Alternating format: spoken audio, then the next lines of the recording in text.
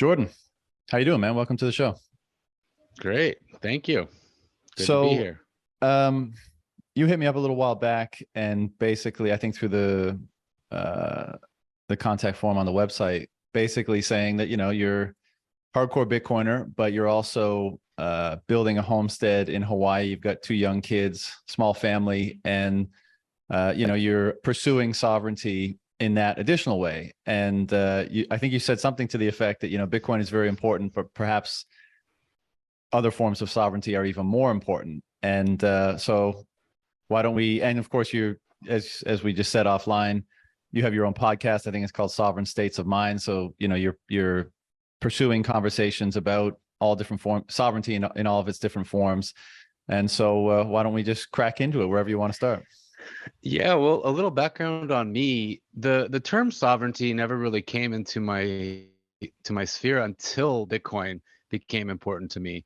And obviously in the Bitcoin space, we use the term financial sovereignty because what's more important than having sovereignty over your wealth, right? I come from a background of kind of rebellion against having any kind of wealth, and that was just my own thing. In my 20s, I chose to be a bohemian nomadic traveler instead of any kind of career, instead of working on something long term, instead of saving for the future. I chose to see the world on a shoestring budget. I refused to work in the traditional sense. I would hustle here and there, find odd jobs just to get by or get to the next destination, but I was sleeping on couches. I was playing music in the streets sometimes. I was figuring it out on my own. So as you can imagine, during that time, I developed a lot of the concepts of sovereignty within myself because I wanted to be dependent on only myself. And in Mm. that lifestyle, a lot of that was learning to humble myself, was learning to ask for help when I needed it, ask for support. And eventually that just became a bit too, I became a bit too dependent on the goodwill of others. And so while it was a great exercise for the time, I started to realize, okay, I gotta figure my shit out, essentially.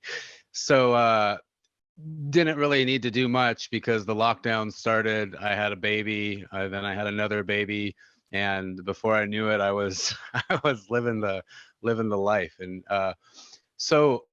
as you know, a lot's been going down in the world in the last few years. So when I was a solo bachelor traveler, I was like, cool, like I can handle it. Like whatever it is, I don't need money. I can, whatever it is, I can handle it. Mhm. All that changes once you have little ones. And so I did have Bitcoin. I was fortunate enough to learn about Bitcoin from the Joe Rogan Experience with Andreas Antonopoulos in 2014. And I'd heard of it before, but it was money. And like I said, I was never really into money. I felt like money was the reason for wars. Money was the reason for people being stressed out and selling their soul at 9 to 5 desk jobs. And I just didn't want to have anything to do with money. So it wasn't until I heard Andreas talk about Bitcoin that I started to realize, oh wow, maybe the reason I don't like money is because it's not real. It's corrupted. Bad It's a money. big sham in itself. It's bad Mm. money. So I that kind of just sat there in my mind. I continued to travel and do my thing. I kind of got into some shit coins of that era. Uh, Red Coin, I think it was called, was all about like tipping and social things. And I thought, oh, that's kind of cool. I'm a content creator. Anyway, so Bitcoin took the back Everyone's got seat. one that they thought nobody else, their little coin in 2017 that they thought was the gem that they found, and ended up just meaning they had less Bitcoin in the end, unfortunately. But you got Yeah, to well, learn. that's Sometimes you got to learn the hard way. it happens every cycle. I got into the end of the 2013 cycle and I fell into that trap. And believe me, I fell into it again in 2017 and 2020 as well. 2020. Oh man, Well, the hard thing learner. is I don't want to sidetrack, but I've always really believed in the technology. And continuing with my story, in 2016, I learned about Ethereum, and that I invested in the DAO because I Yeah. had some old some old red coin from, and so I'm like, oh, I'll put this in the DAO. That looks cool. And still to this day, I think that technology is beautiful, and it's a shame regulators have kind of muddled it all up. I don't necessarily think tokens and moonshots and getting rich from it is really what it's about. And I think that's a waste of energy and very scammy. But the to have like an asset, a security that anyone in the world can participate in, and it can be used either as a stock or as a utility or as whatever our creativity can drum up. I've always thought that's pretty cool. And to this day, it's still a shame to me that it doesn't seem to be working out anywhere. But anyway, I got into Well, there's Ethereum. probably a lot of, just to chime in on that, there's probably a lot of reasons for that. I mean, these are complex things and they're emerging within complex environments. But I think, broadly speaking, a lot of that stuff can be explained as, just putting the cart before the horse, basically, for a lot of these things. I mean, there's an order of events to a new form of base layer money emerging in the world. And you might want it to be micro tipping before it's, sufficiently distributed, and therefore it doesn't work. Or you may want it to be a new securities model before it has laid the foundation prior to that. And so that may be, an easy way to explain a lot of this stuff. And we'll see what ends up developing. And I am a Bitcoin maxi, but I'm not I don't think we should want the government to step in and destroy all the, let's call them experiments that are happening, even if 99% of them are unfortunately fraudulent. I mean, I think there's a case to be made for identifying and punishing fraud in some capacity, but I think a lot of, let's just focus on the well-meaning so-called experimentation. It's part of the market determining what truth actually is, and I think that's what a lot of us are here for. And we feel like we've found the, top truth, let's say, and maybe we're right. And we have high convictions in that, but, at the end of the day, the truth discovery process will play out as it will. And we align ourselves with it, or depart from it at our peril. And we all place those bets and reap the rewards, or we suffer the consequences. And there's something tricky. Well, there's something to be said about the market discovering truth as it may. And that is marketing. I mean, the big thing about the whole altcoin, shitcoin space is 99% of projects are just out there to make a buck, to essentially steal, to rip off from others. And there is a bit of bleed over I've witnessed in the Bitcoin space. Not to say that Bitcoin itself is fraudulent or has any bad intentions, but some of the actors that are in the Bitcoin space, I mean, maybe it's just a natural part of an asset that can make people money, is everyone's like, yeah, let's do it, Bitcoin to a million. And that itself is just kind of, we all got to learn that the bandwagon, you might fall off and hurt yourself or something like that. And while it's super important to hold Bitcoin and understand it more than anything, there's a lot of marketing out there. Yeah, I think that's as simple as I can. Well, I agree. And I think that's, I think that's why we both probably have a preference for education more so than the marketing stuff. I mean, any sensible person that I listen to or hear speak about it always says, look, treat it as a long-term savings account. Recognize that there could be volatility, recognize that there could be wrong, like do all of those caveats before you make a decision on what you're supposed to do with it. Whereas there are some people, as you say, that are just, pumping the bags, Bitcoin to 10 million, all this kind of stuff. And I broadly characterize those people as kind of grifty, sort of approach. Like they're looking for an angle to make a name, a platform, a show or something out of all this stuff. And that one gets eyeballs, right? You do the big wide-eyed, like surprise shock face, and you put $10 million Bitcoin on the cover and you get the clicks, and so that's, some people are following that incentive. But again, like, I think given sufficient time, or the more time that passes, the more truth is able to emerge and the wheat is separated from the chaff. And I think that's going to be the case. 20 years from now, I think the people that took a humble and authentic approach to all of this are still going to be there if they want to be. And the people that took the high time preference, the let me just get the clicks, let me, grift all over the place, they won't be. And so it'll all work out in the end, I think.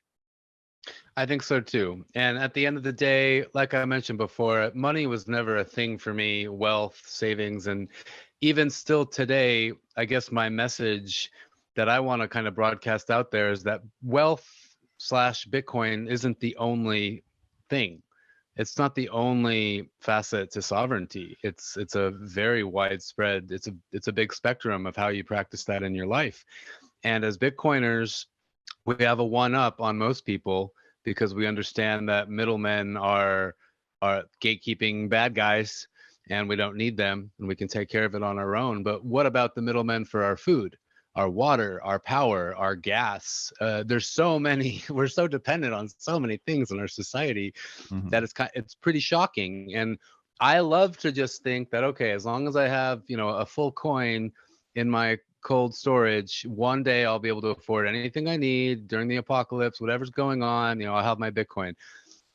But at the end of the day, I just didn't think that was a very healthy mentality to hang on to. Maybe it's because I have kids.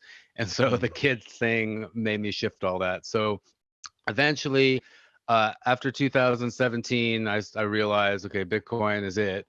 And all the savings were just Bitcoin, Bitcoin, Bitcoin. And then in 2021, we got some land, sold all of it, essentially all of it, more than I was comfortable selling. We built a little tiny house, and we're starting to grow our own food. We've got chickens, we got bees, we'll have bunnies soon, and I'll learn how to slaughter them for meat, and just any little thing we can. We catch all our water, all our power is solar. We have to go to the, you know, the store for propane, which I'm still working on a workaround for that. But at the end of the day, I thought how much, I'm not someone with big bank accounts from a wealthy family or anything. So like my kids probably won't inherit a bunch of money one day, but if they can inherit the skills to take care of themselves, plus a plot of land that has 20-year-old fruit trees on it, 30-year-old fruit trees on it, then I think they'll be okay. Yeah.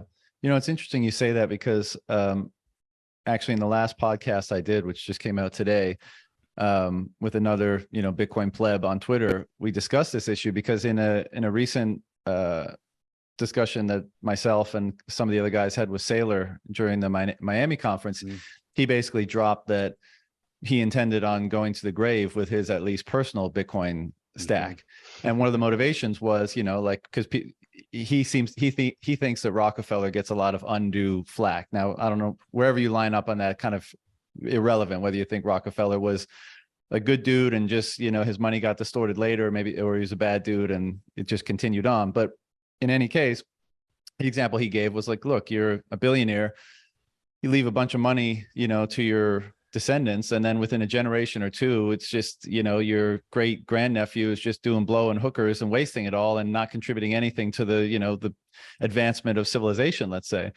And Bitcoin, by virtue of its properties, by virtue of its limited supply, and how it clearly has, well, certain values built into it, and as a result, the kind of ethic that people confront when they approach it or engage it, and it's drawing those people in, and it's also simultaneously having the effect of kind of inculcating that ethic into people that hang around it long enough.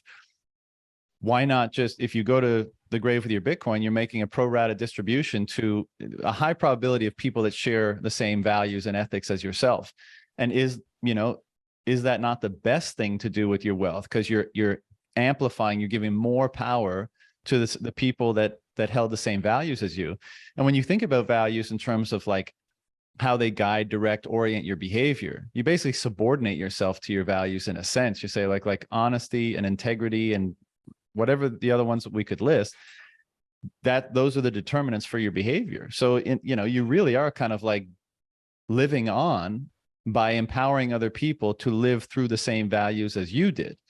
And in this discussion that on the podcast we just dropped, you know, I never really thought of it. And I thought about the concept, but I never thought about it in relation to my own affairs. And I always thought like, you know, I get it and I like the sound of it, but, you know, I intend on having a large family and wanting to make sure that they're set up for the future and they're stable and they're secure. But then I thought, it's like, well, we all have examples of people like the trust fund, the stereotypical trust fund kid, and like they usually didn't work out so well. You know, they were kind of a degenerate and they felt entitled, and, you know, maybe their character was more flawed than the average person.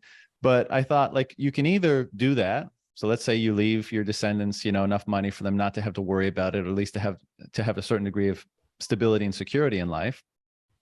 But what do you take away from them by not having, like, taking away the need for them to develop a character that's capable of acquiring those things on their own? And so, to your point, isn't it better, you know, to instill in them the character traits that make them capable of acquiring wealth and way beyond that, you know, either more wealth than you could ever leave them, or pursue more meaningful things than simply wealth itself?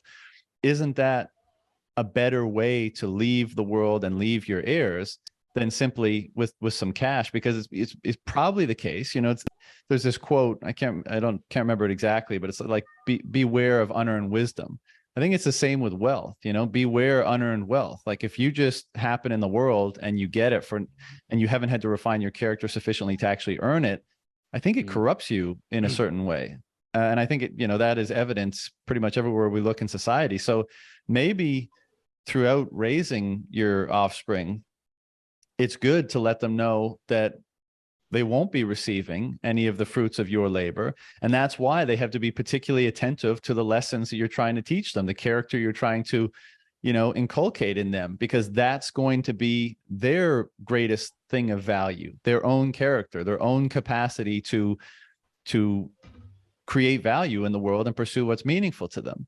And, like, again, it's not the way I thought I would go with it, but the more I think about it, the more logical it seems to me. And so I'm still dealing with how that's gonna. I got some time to figure that out, but I'm thinking about it more seriously these days. Cool. Yeah, this is fun to hash out. And this is also why I started the podcast, Sovereign States of Mind, because, like, what are those states of mind that lead me to as offering the most sovereignty to my children? I heard a financial advisor say once, you know, the best thing you can leave your kids is nothing. Like, leave them the wherewithal to figure it out on their own. Mm-hmm. And you mentioned billionaires, Sailor going to the grave with his Bitcoin keys, and Rockefeller. And back in the day, you know, I'm from LA originally, and we have Griffith Park. And Griffith Park is a big swath of land in the middle of the city, essentially, that's just hills. And there's an observatory there and hiking paths, and it's beautiful. And it's like raw nature. I mean, as raw as you can get in LA with all the people, but Right. it's a gift that a billionaire left behind as a legacy, because that was the mindset back then. You know, if you're a billionaire, like, leave something for the people, like, leave something to be remembered by, that's not like, oh, you exploited billions so you could make trillions or whatever it is. And that's kind of the pattern, the narrative these days with the billionaires, is like, what are they doing beyond PSYOP, medical charity, Right. or whatever it is? But yeah, so yeah, I completely agree. It's an important topic. What do we leave our kids? I mean, and not just our kids when we talk about our own offspring, but the next generation. Like, we're not trying to build a generation after us that just, you know, holds Bitcoin and that's it. Like, there's way more to society than that. Civilization has a lot of strings to be pulled to make the shifts that you and I and many other Bitcoiners and people out there believe we need to see. Mm-hmm. And if we just rely on, oh, well, one day they'll have 1/10 of a Bitcoin, they'll be just fine, like, then we're not going to be raising this next generation to value our values. And so for us, returning to nature's cycles and being closer with nature is really important to us. And not to be all like hippy dippy about it, but, like, waste is huge. There's so much waste in the way we live, and even us, we choose to minimize here, and there's still so much waste. And it's whether it's to solve that, whether it's just abstaining from buying certain things that are, you know, wrapped in plastic, or paying a few extra bucks to bring your own Tupperware and fill in the cashews, fill up your Tupperware with whatever. My wife's from Argentina, and when we're down there, I can bring a Tupperware to the butcher shop, and they just chop up whatever I want and they put it back in. Down there, we're able to live without plastic. Like, we're literally able to live without plastic, like, very minimal, like maybe 1 or 2 things per month. Here, you can't. I mean, maybe if you're on a different stratum of society than I am, like maybe you can figure it out, but everything's in plastic here, and you have no option just to consume more and more waste. So what we can do here is practice certain aspects of permaculture. So closing the loop, all our organic food waste, it goes into the compost to eventually turn into healthy soil, fertilizer to grow more food. So the chicken poop, we give the chickens our food scraps, we give them food, and then they poop it out. And then we put that in the compost, we turn it into fertilizer, and that helps make more food. So that's like a cycle of nature, that nature is doing that on its own. Every time a fruit falls to the ground from a tree, it's decomposing into the earth, and those nutrients are going back in. So we as humans have forgotten or just chosen to forget about it, to block it off, that we're connected to the planet we live on. And if we don't take it into account, then I'm not a doomsdayer. I don't think the earth is going anywhere. I don't think we're going to kill it. I think we can be popped like a zit if need be, but it's just important to minimize our impact, I think. And you feel lighter when your impact is lowered. I totally agree. And I want to come back to that conversation in a second, but just to tie up the inheritance thing. I mean, it is kind of the more stoic approach, right? To say like, look, I'm not going to give you any freebies, but I'm going to give you something. It's the give a man a fish metaphor, right? Like, instead of giving you the fish, I'm going to teach you how to fish so you can fish for yourself. Instead of giving you a bunch of money, I'm going to do my best to inculcate in you the right attributes, characteristics, traits, values, principles, so that you can go out in the world and make it more than anything I could ever imagine, more than any of the fruits of my labor, the stored fruits of my labor in my money could ever do for you, and that's so much more worthwhile. And then the stoic component of that is not just doing that, but saying, and if I fail, and if like there's a certain fatalistic mentality that comes into that. It's like, not everything can always work out perfectly. There's some element of chaos. And of course, there's a huge element of your own preferences, offspring, whatever you might be, like they have to come to grips with the world. But it's just, it's impossible for us to, I mean, we're forever subject to all sorts of incentives in our environment, right? Be they market or otherwise. And if you come into the world, and by the time you're able to kind of, think about your future and think about money, maybe in your teenage years, and oh, daddy's rich, so I'm going to be good. How does that change how you view the world, what you pursue?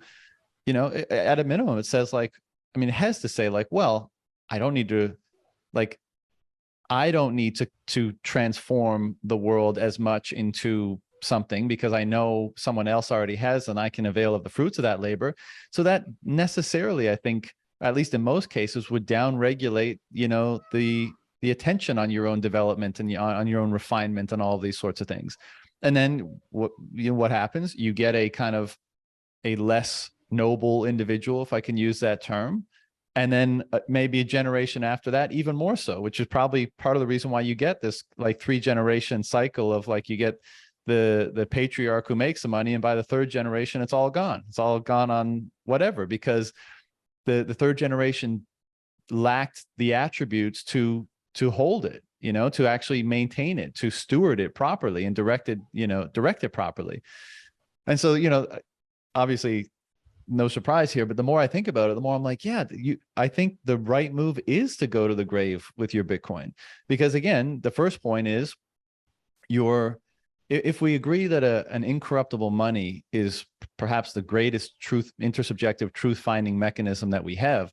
And I would also say, to your homesteading point, Bitcoin in some weird way that you wouldn't expect, because it's a digital protocol, it somehow maps onto nature better than I think anything we've ever had in intersubjective space. And I think as a result of that, it's going to help us align with nature better. And so you have those attributes in it, and you say, well, if I go to the grave with my Bitcoin, I'm giving more juice to that system to do its truth finding and to help those people who are using it align better and empower them more to do so. And so that's great. And then on the second hand, I'm actually, and also this is an emphasis you place on the parent and the parenting, because you say, you know, whereas you might fuck off and be like, look, I'm going to leave my kid a few $1,000,000. So what does it matter? I can be kind of an absentee parent. But if you know you're not going to do that, you're like, I have to make sure that they have the capacity to pursue value and meaning in the world. And so, you know, it places emphasis on that responsibility for yourself, and then of course on them as well. And so it seems like the best way to do this thing, unless I'm missing something. Well, I mean, okay. First off, I maybe I need to think about it more. I'm not sure I agree with everyone going to the grave with their Bitcoin. Maybe I don't know Michael Saylor that well beyond some of his talks that I've heard, and he definitely helped put in perspective for me that, you know, Bitcoin follows the laws of physics. It is reminiscent of nature or reflective of nature in that regard. I would say that if you have as many Bitcoin as Michael Saylor, that's definitely a good route to explore. You know, going to the grave with your Bitcoin. If not, if you're someone like me that just has, you know, some sats lying around, I don't know if necessarily it would be a bad thing to let my kids inherit it. I mean, they don't even have to know about it, first off. You know, I'll teach them about Bitcoin when they're adolescents and they start to recognize the importance of work and providing value. Then I'll encourage them to save in Bitcoin, for example. I can instill those values in them. But the other option would be to spend it, invest in it, invest in something that can be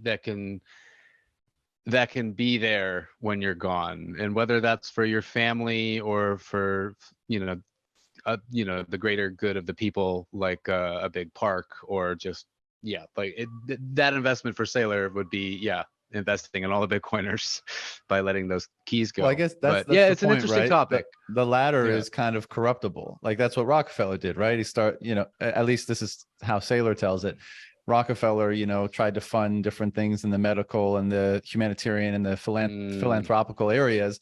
And then they get co-opted by bureaucrats, and those bureaucrats are corrupt and imperfect and self-serving and all that kind of stuff. And then within, you know, a few decades or a couple generations, those institutions become literal, like, evil propagating institutions, at least from the perspective of a, you know, free-minded, libertarian oriented person, whereas his motivation might have been completely pure, but the mechanism can be corrupted. And in Bitcoin, in reference to Bitcoin, that seemingly cannot happen, or has a much lower probability of happening. And therefore, is it not a more logical or sensible way to execute your will post mortem? Good point. Fascinating topic. One I've never thought about too much. All right. So before we hit the homesteading stuff, I don't want to open a new wound or reopen a wound, but I'm just curious, in the 2020 cycle, what was the faux pas in that cycle that hung you up a little bit? We referenced the shitcoin. Oh, in the crypto world? Yeah. Oh, man. Well, I mean, we were locked down in Argentina that year, and we couldn't even like leave town. Like, there are police checkpoints. It was like we were just stuck in this little suburb. Crazy. So suffice to say, I had a lot of time to just learn and to think and to go into chat rooms and be seduced.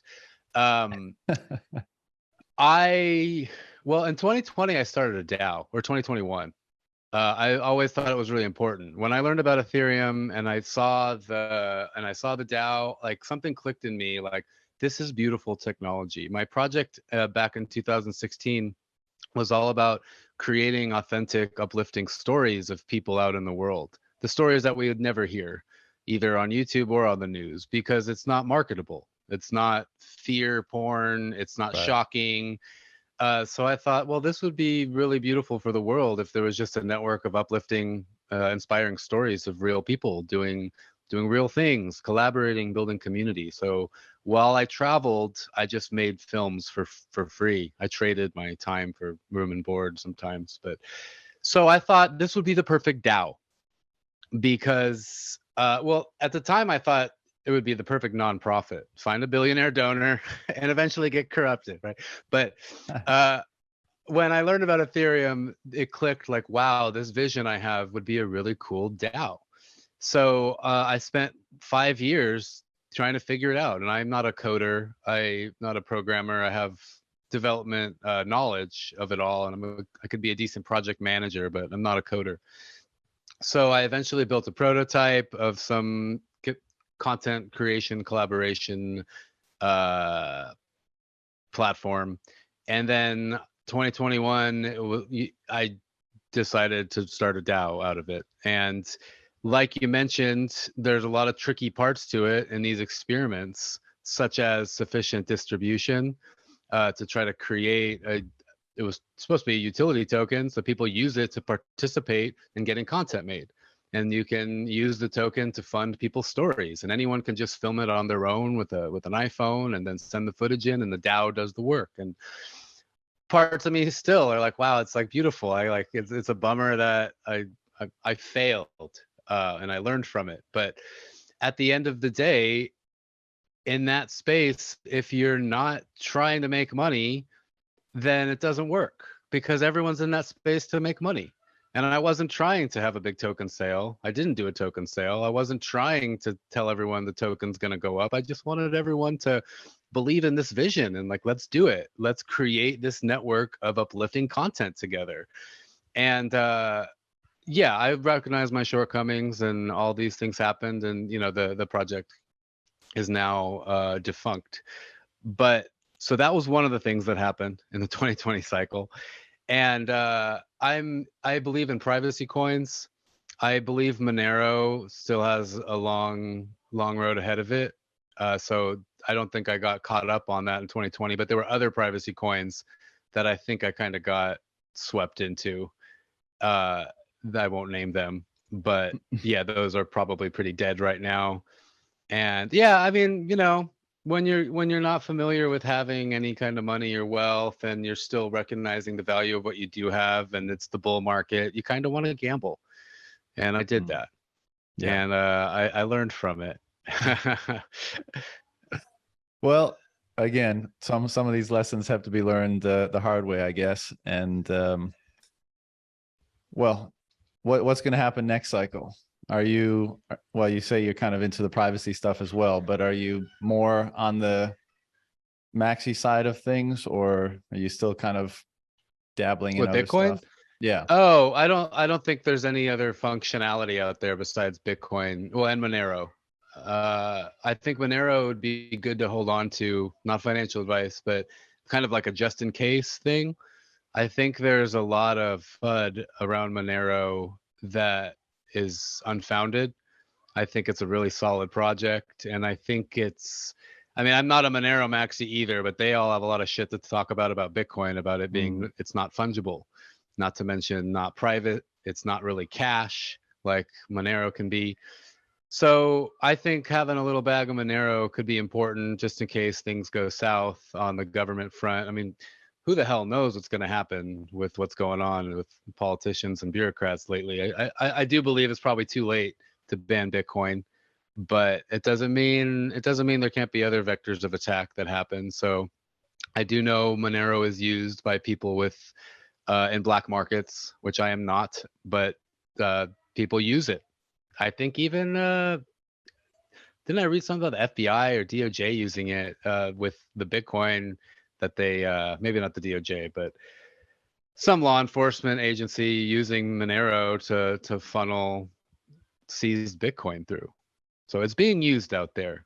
So that's all I would have to say. I don't really even look. I don't even follow much of it anymore. I keep tabs on the Bitcoin space and Twitter, but there's more important things to life, I'm just realizing.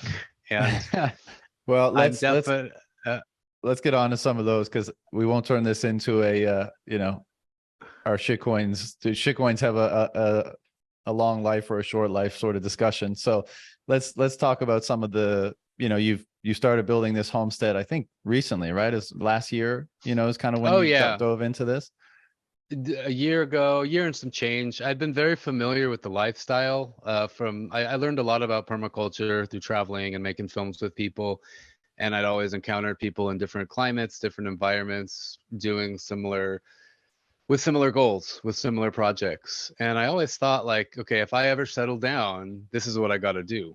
I got to live off the land as much as possible. And maybe if I were alone still, it would be easier. But we're learning a lot trying to do this with kids, young kids especially. And there are just some battles you have to choose your battles. Right. And we, in one of a recent podcast, we talked about like the 8 steps to starting your homestead, and we talked about choosing your battles. And one of those is we know someone that has a stove that's powered by mirrors, so they like generate their own heat with light.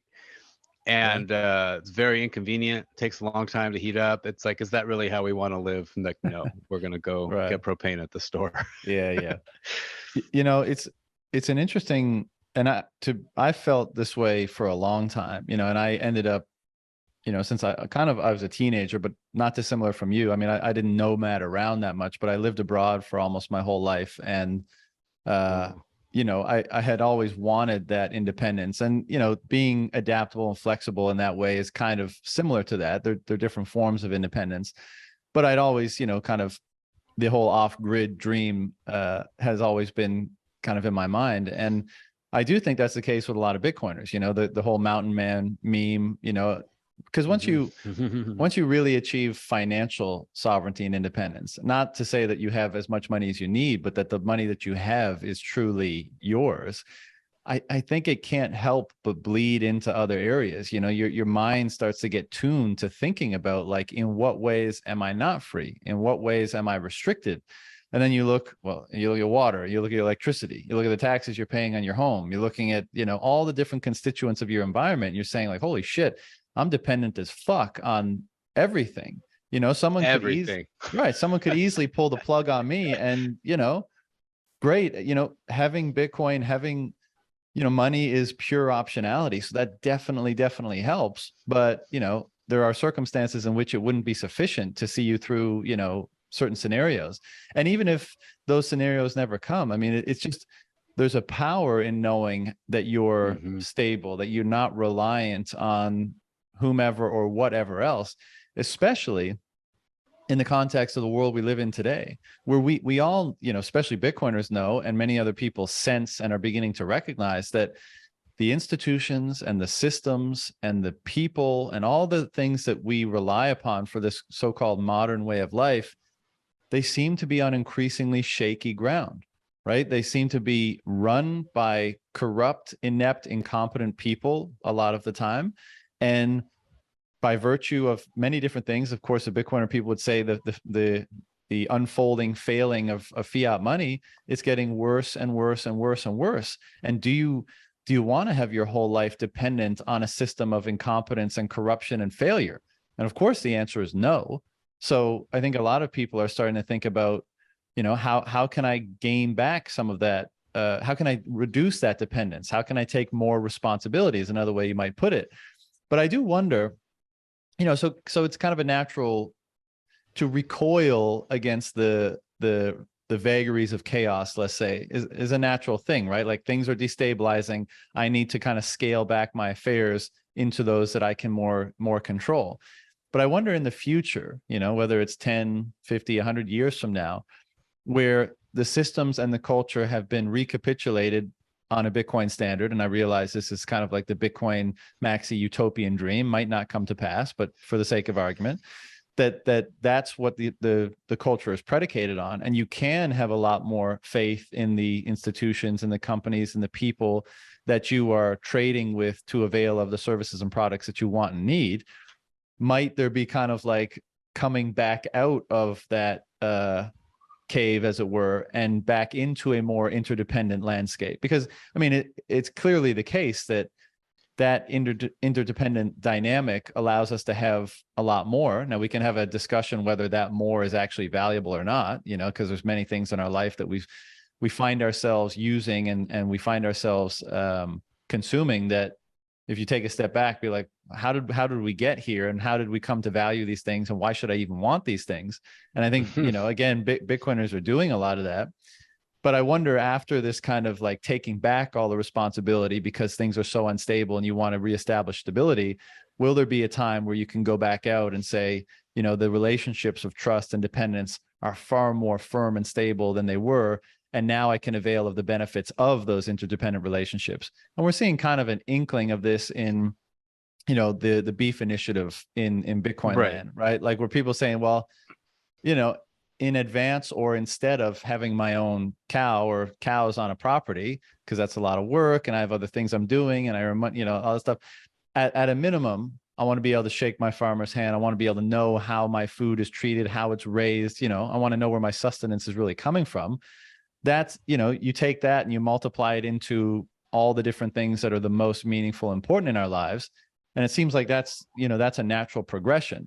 So where will be the kind of balance between, everything coming under your control versus just reestablishing the relationships of trust required to help you manage the most important things in life, be it energy, food, shelter, all that kind of stuff. And so I'm sure you thought about it a bunch. So oh yeah, well I had Texas Slim on yesterday on the podcast. I saw.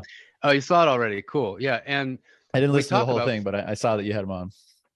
We talk about food sovereignty, and that is a community endeavor. And when we talk about personal sovereignty and gaining more independence and autonomy over our own lives, we can't forget that we are communal beings.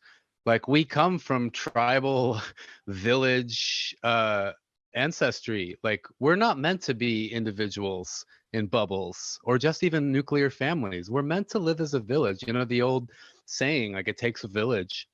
I mean, when we talk about raising kids, that's what I think of. It takes a village. But everything, I mean, you're not supposed to grow all the food. You're supposed to grow one of the foods, and then your neighbor grows that food, and they grow that food, and then you all share it.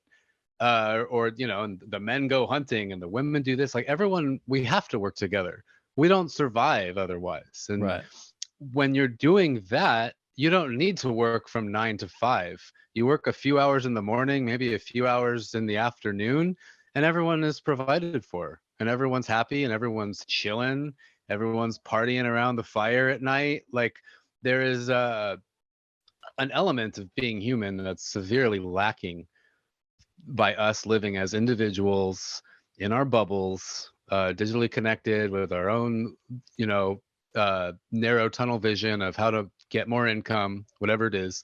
So when we talk about sovereignty, like what Slim and I talked about with food sovereignty, is developing relationships with the ranchers, with the farmers. Like, I'm not going to have cows on my half acre of land, never, but I still want to eat beef.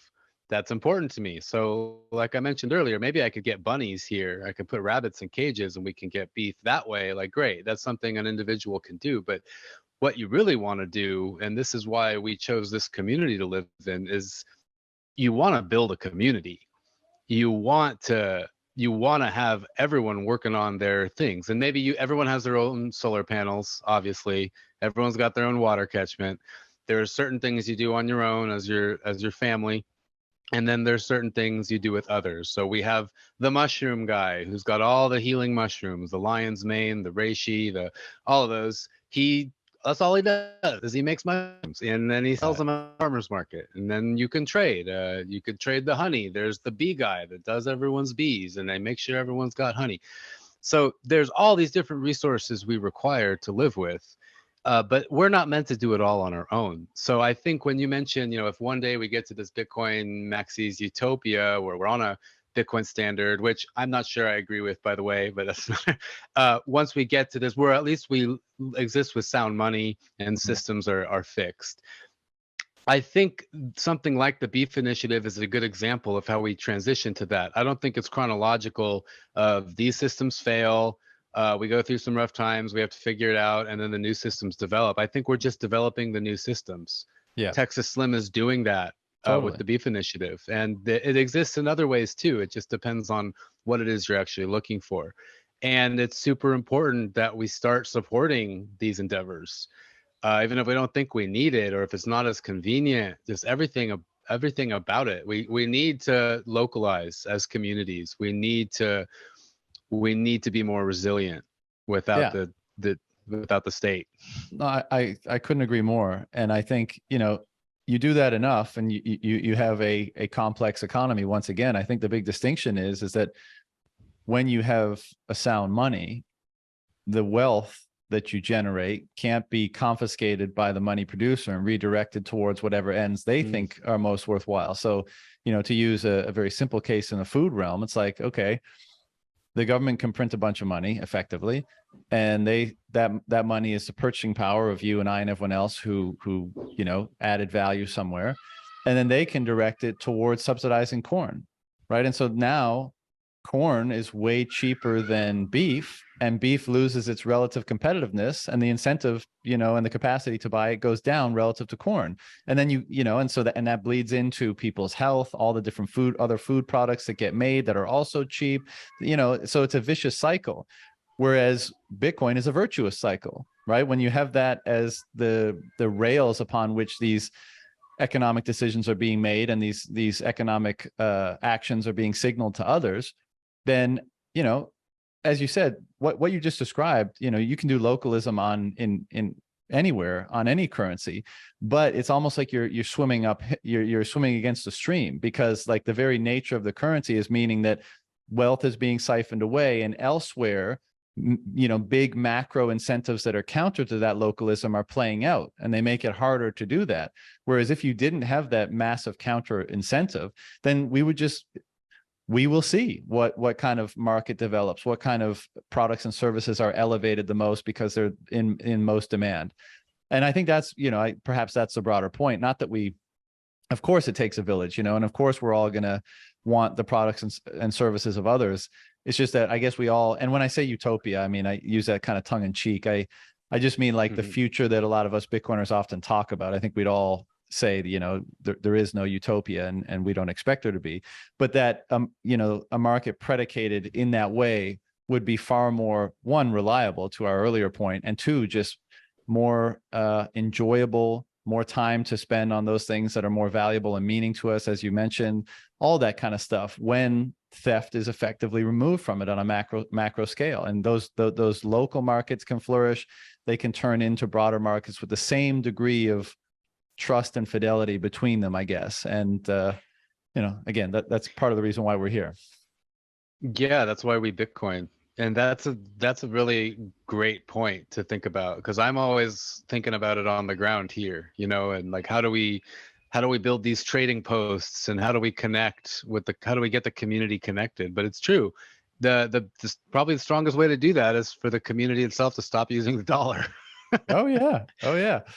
And again, not that there's lots of local communities that use whatever currency they have out of necessity, but there's examples now popping up around the world that I'm sure you're familiar with, like some in El Salvador, Costa Rica, Colombia, Brazil, South Africa, places where they're kind of starting with the premise that step one is using a money where we're not feeding into incentives that are counter to our very activity here in this localized market. And then based on that, seeing what kind of market develops and trading using that medium of exchange. And what do you know? They seem to be very great, for lack of a better term. The products and services, the way in which people interact there, they really seem to be flourishing. And I expect we're going to see a lot more of those things popping up, because as you say, it's not just going to be a light switch moment where, we're in shitty fiat tyrannical world and then we're in, Bitcoin world. Obviously, it's going to be a process that's going to play out differently in different places, different timelines. And that's why it's incumbent on all of us to make those small incremental changes in our lives wherever we can, or wherever we're sufficiently motivated to do so, to contribute and accelerate that process in whatever way we can. And there's something important to note why we see in these certain, like South Africa, Costa Rica, that they are getting into these Bitcoin circular economies, or other currencies as well, I guess. I know they're all experimenting a lot with Bitcoin and Lightning Network, but we're here in the United States, and as bad as we think it is with the dollar, it's really nothing. We haven't experienced anything yet. And they have in these other countries, there is the drive to figure out a solution, because every day they're affected by it. And here we are with we're aware of it, but it's a bit slower going on. The dollar is going to be the last one to fall because it's the reserve currency or whatever. Here, we've been trying for years to build a mutual credit network. Shout out to villages.io. That's the platform we've been working on. And basically, it's get rid of some kind of tangible currency, even Bitcoin, and you just trade a unit of account that we all agree is worth an hour of our time. and we call them village hours. And it's essentially you just have a line of credit with people in your network. So if you, John, are my friend, I give you 10 hours of credit that you can now spend with anyone connected to me because I've verified for you. I've verified you. I've given you reputation. Now you have 10 hours of credit to spend, and then you can go negative to 10 hours. But then you want to offer a service, and then people can get those hours back to you. You bring up to zero, because if you have a big negative balance, someone might not want to transact with you. But that's something that doesn't require any asset. Doesn't require dollars. Doesn't require Bitcoin. It literally is a credit network. And this is kind of how banks work. You know, banks, you know, someone writes a check. They go, okay, does that person really have money? Okay, cool. Now this bank deposits it. I mean, that's a oversimplification, but it's a mutual credit network of individuals inside a community. And we believe that that is a really strong way to opt out and start existing on our own. Isn't that kind of reinventing the wheel with less specificity though? Because you're trading blocks of each other's time, right? But, you know, money is a way of, with greater specificity, determining the value of whatever your time versus your neighbor's time versus whoever's time might be.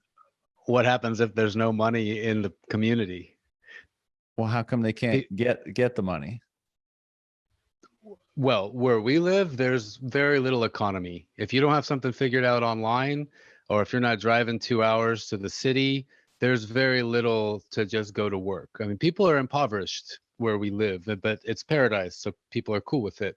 But the whole premise is, and this goes for South Africa, this goes for all Brazil, you need the fiat dollars. You need those for the propane. You need that for gasoline for your car. What about the other things in life? What about the bananas? What about the honey? What about a massage? What about a web design? What about something that doesn't need to go through the government? It doesn't need to go. Oh, sure. through I agree. It doesn't need to go through the government. But I, if I'm hearing you right, I feel like that's why money exists, to greater coordinate the sacrifices effectively of your time and resources of each person, and then coordinate and establish ratios between all the work that's being done. Like, it's exactly what money does. Sure. Yeah. Right. And so you're saying these things are in place because people don't have any money?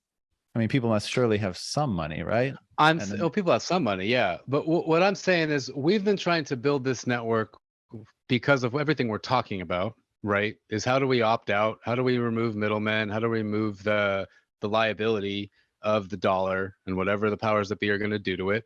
And how do we become more sustainable and sovereign as a community that wants to transact with one another? And so when we talk about money being in the picture or not, like, sure, like, I don't participate much because, yeah, I need cash. Sorry, guys. Like, I'm not, but not everyone has that option. And then one day the idea is that you could trade your unit, the hour, for cash. But my point in bringing it up was that this could be a really great system in certain communities, but because the dollar doesn't experience the same thing as the South African rand, people like me aren't really using it. We believe in it and we think, wow, this would be great to get more sovereign as a community, yet our dollars are still doing what we need to do. Yeah, no, I agree with that point entirely. I think what you're saying is, you know, people in relatively stable currency markets don't feel the incentive or don't feel the necessity to transact in something else. I guess our only difference here is what you're describing to me is just another form of money, just an inferior form, because it lacks specificity and it can probably be gamed. For example, let's say you accumulate a bunch of those hour tokens and I say to you, like, hey man, I'll give you 100,000 sats for your 10-hour tokens because I want to make, you know, Bob next door build a wall for me or something. And you can see how you can do that. You can see how markets basically create their own hierarchies of money until you know, a primary or dominant money is established, which is a large part of the Bitcoin maximalist sort of. Well, it's part of the Bitcoin maximalist assertion is that, you know, in an open market for currency, for emblems of our time and sacrifice, whether you call it a village hour or Bitcoin or Monero, the market will determine which one is superior for maximally coordinating all the different functions that people need of it. And you know, you can make some, you know, you can look at the different attributes of those instruments and you can make some assertions about which ones are likely to be superior. And again, that's what Bitcoin maximalists broadly have done, which is why I think they assert that in any market where you're trading and you're using a mechanism to facilitate that trade, it's going to wind up being Bitcoin regardless of how you start. So why not just start with Bitcoin in the first place? I'll tell you why we haven't. It's because we have a group, a Big Island Bitcoiners group, and I asked everyone, I'm like, hey, I want to start a BTC Pay server, so anyone can use it. You know, I'll self-host it. Like, that would be really cool. And everyone responded to me going, why? I'm not going to spend my Bitcoin. I would accept it, but I'm not going to spend my Bitcoin. And everyone just was like, yeah, well, why would it's going to be, the reason I have Bitcoin is so it's worth more one day. Why would I spend it? Mm-hmm. Yeah. Well, I mean, I guess we could get into the whole, like, well, if you're devoting your time to earn those hour tickets, that time could be devoted to earning sats somewhere, or, you know, and also there's an Oracle problem too, right? Like if you come onto my homestead and give me an hour of your time for helping with the chickens, maybe Oracle problem is the wrong word, but like how verification is obviously going to be a big issue with all this, right? Like you say, I helped you for 2 hours, maybe I helped you for 1, you know, all that kind of stuff, which is why money is such a hard problem. And which is why there's so much, I think, enthusiasm around Bitcoin, because it seems to have really solved perhaps the hardest problem that, you know, humanity has faced a lot of hard problems, but this, you know, there's an argument to be made that money has been the hardest one. And I think Bitcoin has solved it. And that's why, you know, again, there's many ways to kind of, I don't know, temporarily assert that something else is going to do the trick. But I think you run the experiment, to our earlier point, long enough, you realize, oh, it has faults that are irreconcilable or insurmountable, you know, whether it's verifiability or whether it's inflation or whether it's, you know, all this kind of stuff. So well, maybe money is the wrong way to look at it, because what it really is debt, or it's credit. It's not, you're never actually spending any money in this system. And the other part is, but do you accumulate them? You can accumulate them in your account, but that's it. They can only be spent right then and there. So maybe, maybe if you can but I accumulate them so I can, you know, ask you to do work for me, right? Yeah. Yeah. But essentially basically money. It's gonna be, yeah, it's, I think maybe what the nitty gritty of it is it's gonna be things that we're not gonna spend our dollars on. So in the example, massage, we've got plenty of massage therapists here, and a lot of broke people that would love massages, right? So instead, I'm going to go help you with your chickens for an hour, 2 hours, so I can go afford a 1 hour massage, and no dollars have to be exchanged. I think when we simplify it, I think there's an appeal to that. Now, to your point about the market will figure out the strongest asset, you could be very well right about that. We're not that far in the experiment, but there are. Just to finish, there are other mutual credit communities out there practicing this. I think there's one in Kenya that's pretty successful. I don't know the name of it. Yeah, no, I wouldn't be surprised. In fact, you know, it's a bit murky, the earliest history of money, right? Obviously, monies have emerged in different places, but you know, one way of thinking about it, or one historical telling of it goes, you know, you had just basic barter first. But some, you know, and then exactly what you're describing came next. And some even think what you're describing came first, even before barter, because you don't always have something to barter with. You say, oh, my neighbor just killed a boar. Well, I don't have any apples or whatever else to trade with him right now. So I say to him, hey, man, you give me some of the boar and I owe you one. Like a ledger. I'll give you something in the future, whether it's my time, whether it's part of my boar, whether it's the apples that are going to come into fruit in 2 months' time. So I'll leave the point now, but what you're describing seems to me to be, you know, kind of a primitive money in terms of it's just debt obligations being handed around and then used as a type of money. And again, I think, you know, the top predator of money will always come in and eventually circumvent that stuff. But I will say, or overcome or you know, supplant that kind of stuff. But if it works in a given community in a given time, then that's great. You know, all you really need to know. Yeah, exactly. More power to you. If it works for your stated needs in the moment and it's subject to evolution over the long term, then, you know, who am I to criticize it? So what I got to go back to one thing you said it was you don't necessarily believe in the Bitcoin standard future vision or whatever. Can you put some more meat on that bone for me? I mean, maybe a little bit. It's not something I even care too much to discuss. Or I mean, care too much to put thought into and like write about it. But so I've read the Bitcoin standard, obviously.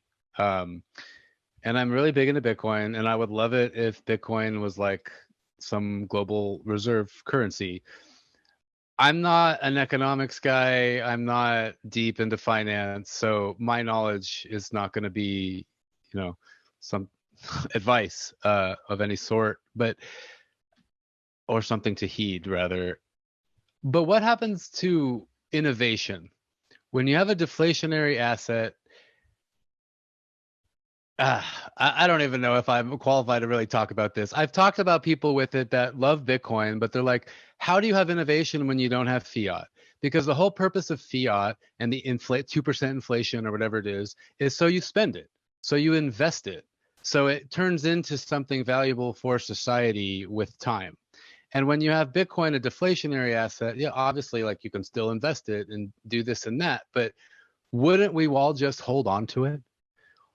Well, I don't think that's 'Cause why we have fiat. I think the reason we have fiat is so the people that make the money can steal from people.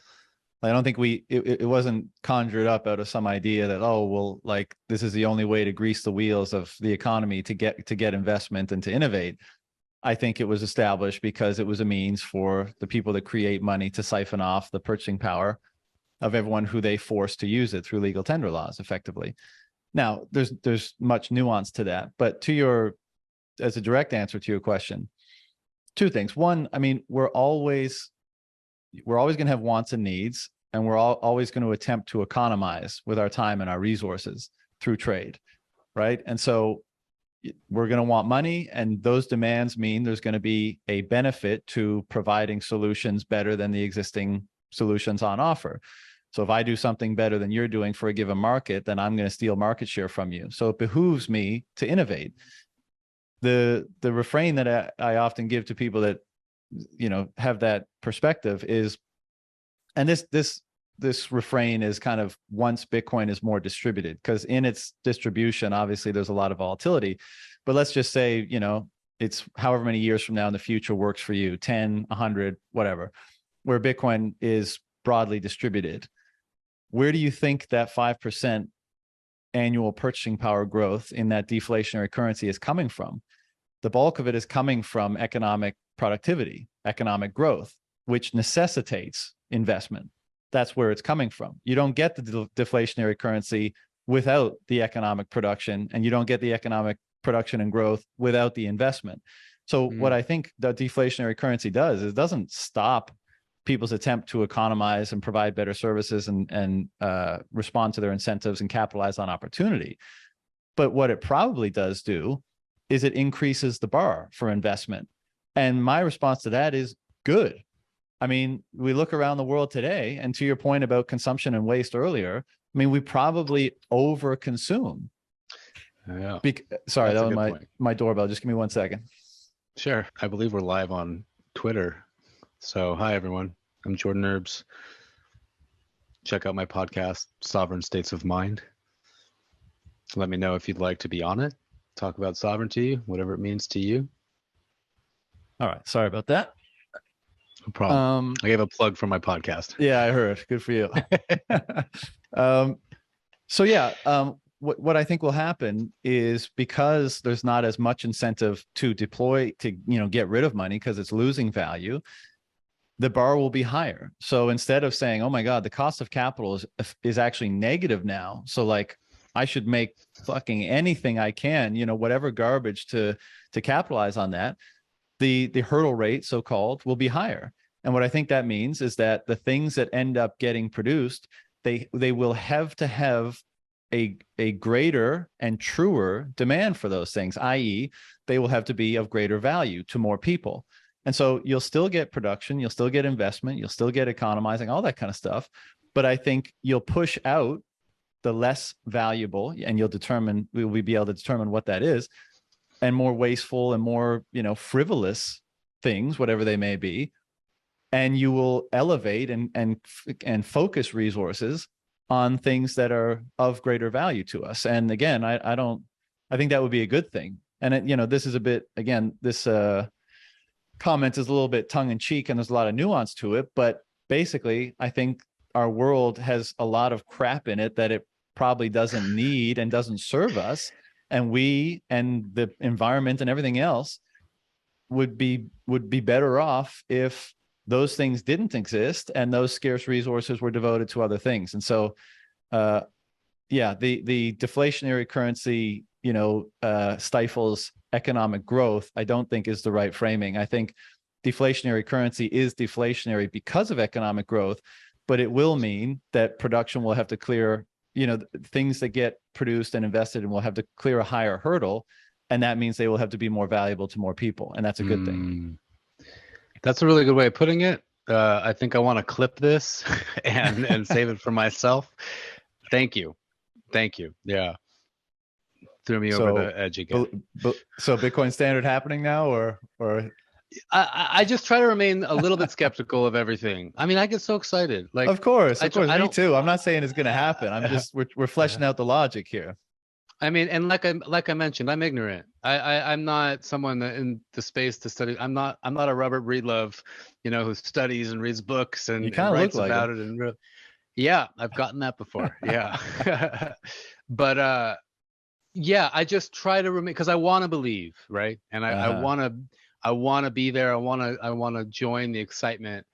I just want to maintain a little bit of awareness and caution. And yeah, that can be remedied by more learning, by more knowledge. Yeah, no, so, I think forever being skeptical is the right approach. And, it's a fine line. How do you balance, being enthusiastic and invigorated and hopeful and making actual bets, with your finances, time, and otherwise, and remaining a skeptic such that you avoid devoting your scarce resources in the wrong way or in a destructive way. So I totally get that. And one of the things I love about Bitcoin, notwithstanding the kind of, one, we all in different times, we all kind of fall into the hype perhaps a little bit more than we should. But, the bigger critique is that there are people in the space that their grift is being uber bullish. And I don't think that necessarily helps. But by and large, the people that I've interacted with, I feel like do kind of maintain a healthy skepticism and try to poke holes in things because, we all want a better life, of course, but obviously there's a bigger mission involved here. And I think, everyone or more and more people are really beginning to realize the importance of that mission. And if they're going to devote, more and more of their time and their lives to this, in terms of not only putting their savings into Bitcoin, but maybe orienting their career around it and spending a lot of time learning about it and that kind of stuff, you want to have a high degree of confidence that it's in service of something real, something, that it is what you think it is. And I think that's part of the reason why there's so much the kind of voracious appetite for learning in this space, because you're really trying to expand your understanding of it all so that you can mediate, you can balance that expectation and risk of being wrong, as best you can or properly. And so, I hear what you're saying. And as you say, I think the only way to do that is to educate, and everyone decides how much education they want to engage in. Right. I've decided mine, or how much bandwidth you have for it. I think it loops back around to independence and self-sovereignty, in the sense that I believe it's silly to save in anything else besides Bitcoin, right? Like, I think that's proven at this stage to to most people. Even like my dad, who I got into Bitcoin years and years ago, he still doesn't know if it's going to go to zero. I'm like, Dad, you bought your first Bitcoin at $800, and like you think, wow, good for him for hanging on to it. Most people would sell after a huge gain. Well, he's sold. He DCAs. No, he's made a good amount of money from hanging on to Bitcoin, but the point is he still doesn't know if it's going to go to zero one day. And he's like, I'm like, put everything in it, Dad. Come on. Well, and I mean, like, no, none of us do. But do you mean he kind of thinks it will go to zero one day? I don't know if it's going to go to zero one day. Well, I would, aside from some property, like I I mean, I'm young and new to the journey of having assets or wealth, I guess. So maybe there's some naivety here, but I don't see any reason to hold my wealth in anything besides Bitcoin. Yeah. It seems, but at the same time, uh, when we going back to like my own sense of adaptation and flexibility, like I'm not gonna bank on it becoming the world currency one day or whatever it is, but I don't see why it wouldn't keep on growing in value just because it's such a hard asset. It's such a Mhm. sound money. It people own real estate. You have to pay taxes on that every Right. year. Totally. And Yeah. Bitcoin is just going up. Best best form of property there ever was. I mean, that's the funny thing that, and I've been saying this for years to people I talk to, like in my personal life about it, and I'll kind of open with it sometimes just to garner a reaction. But I've always thought that Bitcoin is the most conservative investment available, and I say that genuinely because I think it's the one that's least susceptible or prone to manipulation, corruption, confiscation, counterparty risk, all of that kind of stuff. So how can you how can you not say it's the most conservative thing? Like, to me, it's the least risky thing. Now, of course, the refrain is often, well, the volatility and who knows is going to work and what if they ban it and all the regular FUD.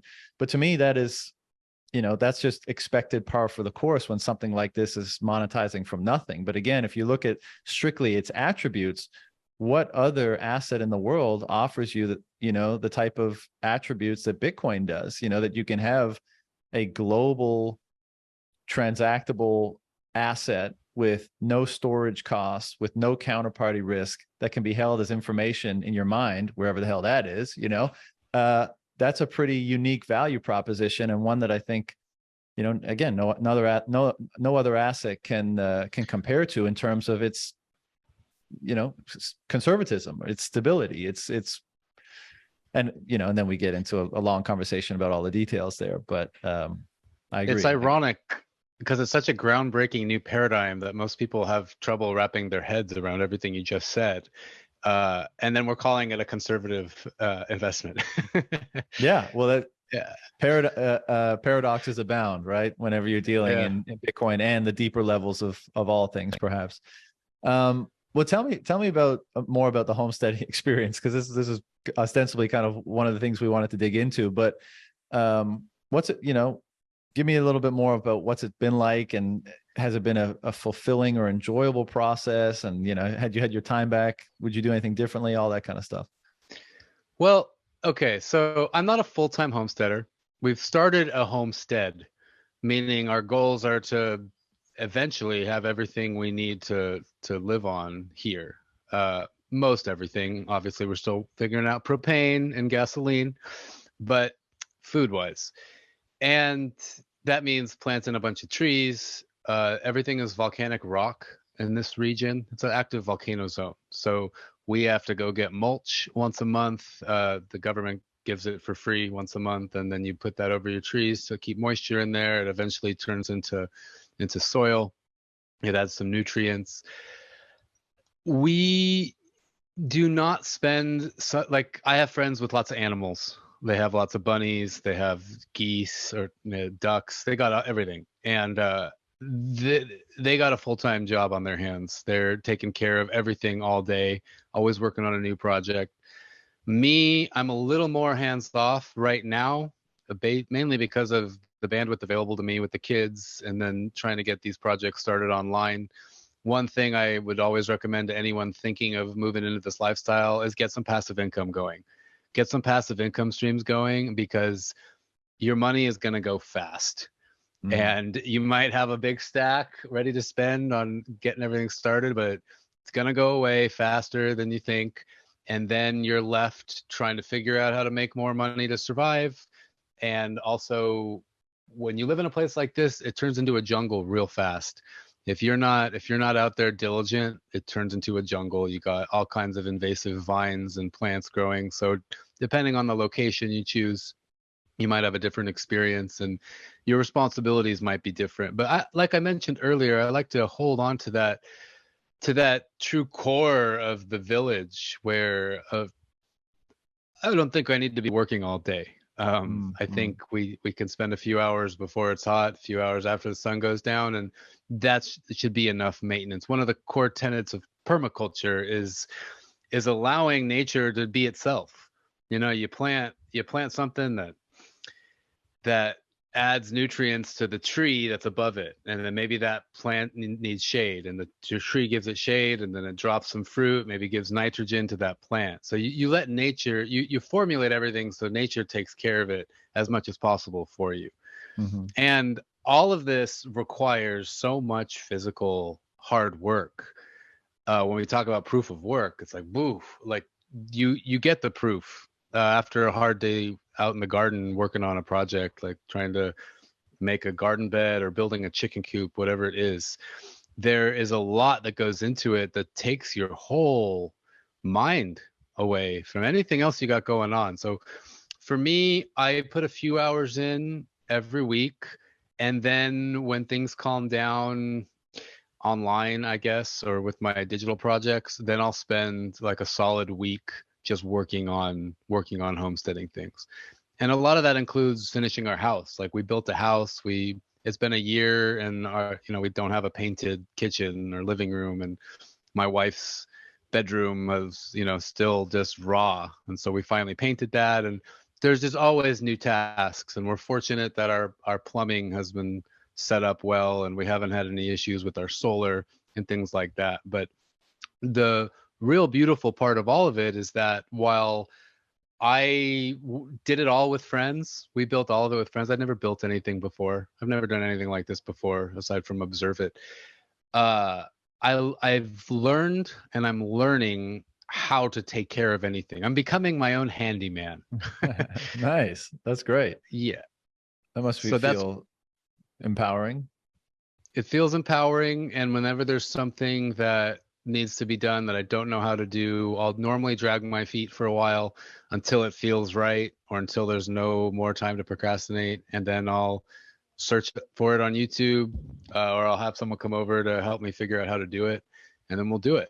And that goes from anywhere from plumbing to attaching new solar panels because we needed more power, or anything that could happen. So is this, what's the long-term plan here? To just gradually build out the homestead and increase your level of sovereignty? Or is this, what's the long-term vision? Well, you asked earlier how it's going. It's definitely not, I don't want to say it's not fulfilling. We just have a lot on our plate. I keep mentioning the kids, but I think that's another important thing to mention, is like, when you're going to homestead as a family, you got kids that can go to school and take a bus. Okay, great. But especially with young kids, you're parenting full time. Right. And it requires really developing roles with your partner and really figuring out who's doing what. And part of that is taking care of the kids. Like, they need entertainment. They can only play on their own for so long. And, there's still bills to pay. We still have cell phones. We're not like all off grid and, out of the system. But I've never really wanted to be completely out of the system. I used to think I wanted that. These days, I feel like it's important, at least for the kids' sake, to keep a foot in, because you never know what's going to happen. Even just, going to the doctor for something serious, sure. That's, things we got to consider. But it's something I'm now wondering if I miss traveling. My wife misses traveling. We're going to Argentina in a couple months to visit her family, and I'm kind of wondering, when we're going to come back. If it's going to be 3 months, if it's going to be 6. Right. What's beautiful about the community around here is that everyone needs a place to stay. Everyone needs to rent a vehicle. So like, all of our assets here can generate income while we're gone, assuming there's no serious problems. But if you find a renter that is a handyman also, then you have very little to worry about on that regard. But as I shift more and more of my efforts online, and I'm a content creator, I'm a video editor, and it's all shifting more and more online. So I'm kind of looking to where we can travel for a few months per year. We want to spend we want to spend time in Texas and then the South. My wife's never been there. She's fascinated by it. And I know Austin, they say, is experiencing kind of a renaissance, Nashville as well. And I want my kids to experience different ways of life. I mean, I want them to see the slums of India. I want them to see that they have it really well. And I want them to grow up with gratitude. Totally. Because it's so easy for little toddlers to just get obsessed with their toys, and us as parents wanting to make them happy, that that's how their brains are formed. That's how they're molded to just kind of believe, oh, we can go to the store and buy this, no problem. We can go do this, and not, yeah, like we mentioned, maybe the store won't have these things one day, or how do we tell the kids we don't want to buy more plastic? So I think a lot of these concepts as they get older can be alleviated or at least made easier by them just seeing how the real world has it. Yeah. No, totally. I mean, this is kind of going back to our trust fund issue earlier. I mean, it's a different scale, of course, but it's really the same thing. Like, I guess making them aware or appreciative of what they have, what it took to acquire or provide what they have, and trying to find the right through line or the right balance of what to provide your children and what to kind of make them work for, or at least withhold for a certain period of time so that they know they can appreciate it properly. But as you're saying all that, I mean, it kind of makes me think of what we were talking about before, where yes, so many people kind of envision that off-grid mountain man existence, but then you're like, I mean, and let's say even if it's like super slick setup, like you put $1 million into it and it's awesome, you want interaction, you want community. Sure, you can homeschool your kids, but what if someone else might be able to do it better? And as we said, you just get that division of labor all over again. But hopefully you're doing it from a place of greater stability and power, because at the moment, most people have no choice. You live in this area of town, you send your kid to that school. Oh, they want to teach you about all this fucked up stuff about whatever culture war is going on. Too bad. You're in the zone, right? So your kid is going there. And so that's obviously unhealthy, and that's not what you want. But again, the answer long-term probably isn't, complete withdrawal. It's just being able to access, the services that you want on the terms that you want, or on mutually agreed upon terms with people that you trust and share values with. And I think that's what, as we've been talking about, localized economies and small towns everywhere are kind of doing this, because there's a broader desire for this. But I do think that Bitcoin is not only inspiring the desire for that, but also acting as a catalyst for being able to achieve that. And that's what I love to see, because I think that's the future, is us having more and more capacity to engage the people, products, and services that we, believe in, that we want, and that, that we believe maximize value for us and our families and our communities and all that kind of stuff. So like, I would, of course, let's say your son grows up and he wants to wrestle. Like, I want him to be with the best wrestling coach like I can provide him, if that means it's an hour drive away, I want to be able to facilitate that. But again, it's about being able to go out into the world from a position of greater sovereignty and independence, rather than, effectively being cucked, as so many people are right now, and not having a choice about all the different things that they go out into the world and use to achieve their ends. They become so narrowed, and they lack so many options just by virtue of the fact that they haven't established enough freedom and sovereignty and independence in their own lives. And so I think, your efforts and everyone else who is trying to see the world through that kind of a lens is doing it the right way. And I hope that, the more of us that do it, the more demand there will be for all the different components of being able to do that. And that means hopefully that we'll get better services and better educational resources and all the things we need to achieve that. And, that's how we get to that not utopia that we were talking about before. That's how we get to a place where people can actually live in accord with their values, whatever they may be, in the best way possible. So I commend you for being a pioneer on that journey and doing the hard leg work to learn all these lessons and figure it out in advance of many of us. Thank you. Yeah, and I hope to broadcast out some of the the things I'm learning just by how the community is set up here. I mean, to your point, there's like, I don't know if it's called a group homeschool. There's like a school for homeschooled kids, and you drop them off all day, right? And they're all just other people like us that don't want to send their kids to private school. So they tell the government we're homeschooling, and then we send them there. And then there's an after school program down the street where they teach them circus stuff, and it's considered fitness, and it's considered physical education and things like that. So there's plenty of community activities around here that can substitute homeschooling, and you know, you're not left with your kid all day teaching them every little thing. And that exists in many places, if I'm not mistaken, especially in these towns that are localizing. I know in El Salvador, I saw some Twitter account of someone trying to bring that there, because there's so many Bitcoiners there now that share these values. Like, hey, let's start a homeschool network, and let's and with the Bitcoin money that us you know, immigrants to El Salvador put in, we can afford to bring in local El Salvadorian kids, and they can be part of it as well, and we can start to really shift the culture. Exactly. And to your point about, you know, taking my kid to learn wrestling, or to the BJ Penn gym, which are strewn about Hawaii, that is where financial sovereignty comes in, and that is where it's important to have that Bitcoin and be able to afford these things, because otherwise you're, you know, I have friends here that are like kind of trapped in the jungle, so to speak. Like, they're really self-sufficient, but they're just super broke. And they don't have all these opportunities to do these things, and that's their choice. I mean, they weren't always broke. They know how to work, like they know what they're doing, but they've just chosen that.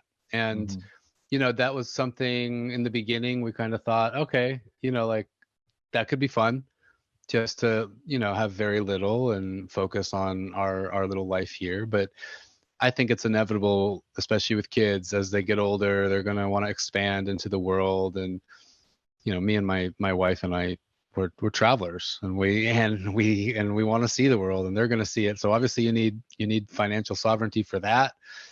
So yeah, I want my kids to have something that one day they can come back to, and it has all the food they need growing, and they'll know how to manage it all. And if they don't want that, so be it. But I want to be able to offer them that. And yeah, if I can throw in some sats on top of that, great. But I think the investment here is really about them gaining these skills for life. Amen. And the whole next generation. So yeah, totally agree. Well, Jordan, this has been great, man. I appreciate the time. Anything you wanted to get off your chest or cover before we shut it down? No, I already plugged my podcast. And I'm genuinely interested in talking to anyone. John, if you want to come on, but if anyone's listening and they're interested in talking about sovereignty, what it means to you, I think it's really important to get out there. I think the Bitcoin space, I think everyone can do with a little dose of reality sometimes. Is you may have all the Bitcoin in the world, but what happens if your supermarket isn't stocked? Like, let's start having these conversations more and more. There's people like Texas Slim out there that are really trying hard to bridge these gaps, to remove these middlemen. And you know, it could be possible eventually with oil and gas and propane. I don't know how, but if we get the right minds on it, perhaps Bitcoin can be the bridge connecting us to these resources that have for so long and forever just been dominated by these big industrial corporations. I think so. Bitcoin fixes this, right? Hope so. As we keep finding out. Well, Jordan, thanks again for the time, man, and best of luck with everything. And we'll catch up again sometime in the future. Cheers, John. Thank you. Aloha. All right, brother. Take care.